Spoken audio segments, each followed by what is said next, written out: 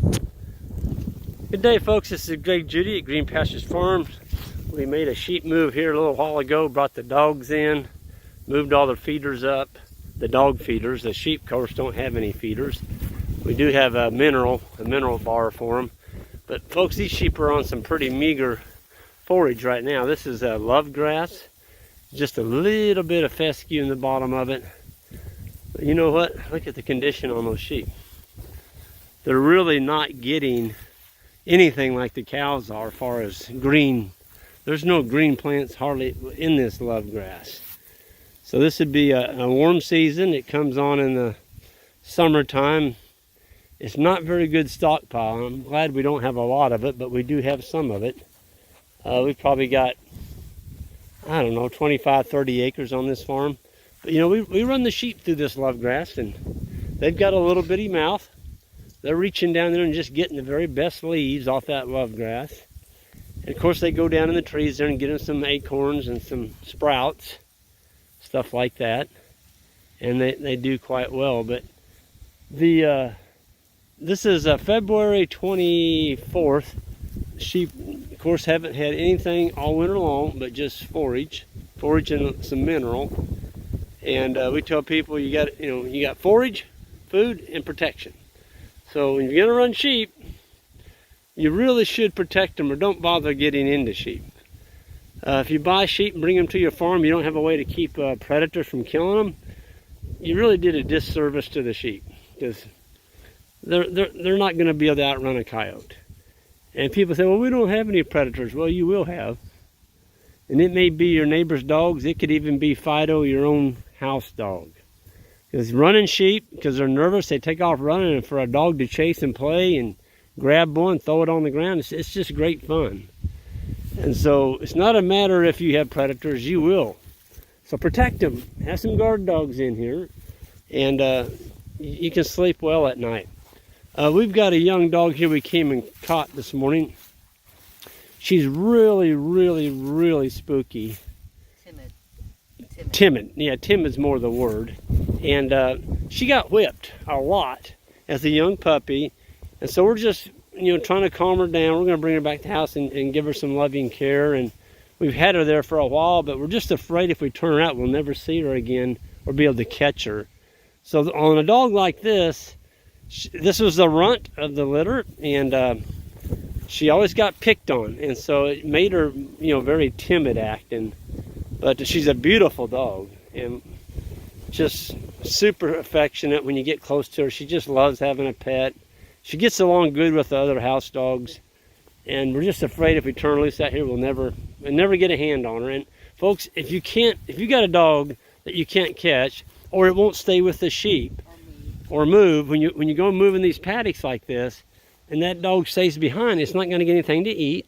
And when you cross the road, we got a road up here we cross, and she stays on this side.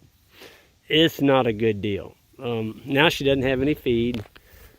She's barking. You can't catch her. What are you going to do with her? So you've got to have dogs that'll bond on to the sheep. Well, she's been whipped so much by the older dogs. Her own litter mates are probably 30 pounds heavier than her, and they really worked her over. So anyway, sometimes you get into that. It's not all roses when you raise guardian dogs. Sometimes they don't work out in special situations. You've got to do everything you can for that dog. And, that's what we're going to do on this one. So anyway, it's a beautiful day here in Missouri. It's February. We got snow coming at us on Tuesday. This is the weekend, and they're talking about temperatures getting cold again. I think we had, I don't know, it was single digits this morning. Gosh, it was cold, but you can't tell it now. The sun's out. Of course, it's a little windy, but it's really warm. And the sheep are feeding themselves today, and so are the cows. We've been 7 days, last Sunday. We haven't fed any hay for a week now on the cow herd, and that's huge, folks. That's, $250 to $300 a day that we're saving grazing winter stockpile, and the cows are just doing wonderful. They'd rather graze than eat a hay bale any day. But I tell you what, the sheep, we talked a little bit about the economics of sheep, and somebody said the other day, well, how do you market them? Who eats sheep? There's a lot of people that eat sheep. A lot of foreigners are coming in. We actually import a lot of sheep from overseas because we can't raise grass-fed lamb. So the market's there. It may not be right behind your house, but the market's out there, and you can sell these things. And I tell you, when you can take a ewe lamb, and at 7 months of age, that's December 1st, the one that was born May 1st, and on December 1st, turn rams into those ewes, and when she turns 12 months of age, she's giving you a baby lamb. And you hope it's a single. On their first lamb, it's better just for that young ewe to have a single. And not 100% of them will breed that first year. But by golly, almost 100% will when they get two. But here, what other animal gives you back a baby when they turn 1 year of age? Their birth date. I can't think of, well, maybe rats or mice or rabbits, but we're talking livestock. I mean, it's unbelievable. You know, cows, if you get a heifer and you breed her, let's say 15 months of age, and then she calves at 2, well, that's 2 years, and then you got to grow that calf up. That's another 7 months.